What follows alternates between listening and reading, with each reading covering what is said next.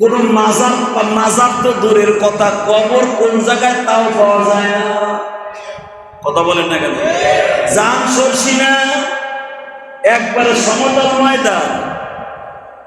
বাংলাদেশে যত হক্কানি পীর আছে প্রত্যেকটা পীরের কবরের তালাশ করে পাবেন। বাংলাদেশে হক্কানি পীরের মধ্যে থেকে আল্লামা শামসুল হক ফরিদপুরের চাইতে বড় পীর আর কে আছে? কথা বলেন না কেন? হাফিজুল চাইতে বড় পীর আর কে আছে? পীরজি হুজুরের চাইতে বড় পীর আর কে আছে? জানতো তাদের কবরের কাছে, তাদের কবরে কোনো চিহ্ন নাই না। কথা বল না কেন? খালি একটা নেম প্লেট দিয়ে নামটা লিখে রাখছে যে হাফিজুল।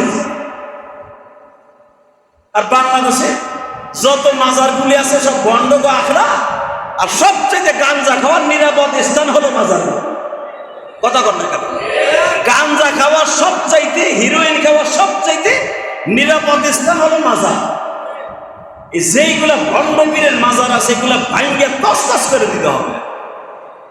আবার দেখেন কয়েকদিন আগে যেই মাজারগুলো ভাঙ্গা হয়েছে একটাও হক্কানি পীর না। আর হক্কানি পীর যেগুলা তাকে মাজার জীবনও হবে না। আল্লাহ সুবহানাহু ওয়া তাআলা আমার এই দেশটাকে শিরক থেকে হেফাজত করুন। জোরে কোন আমিন।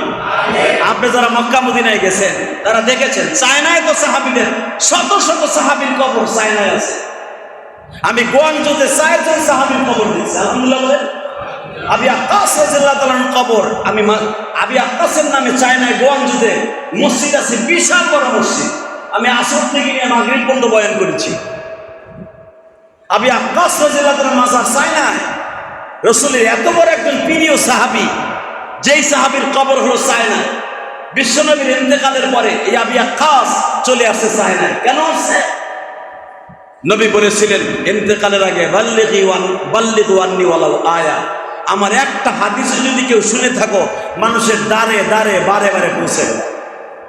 এই যে দাওয়াত ও তাবলীগের কাজ যারা করে দেখবেন উলামা ইকরামের তত্ত্বাবধানে প্রত্যেকটা দাওয়াত ও তাবলীগের উসুল বিশ্বনবীর উসুলে হয়। এই জন্য দাওয়াত ও তাবলীগের কাজ প্রত্যেকটা মানুষের পাওয়া ফরজ।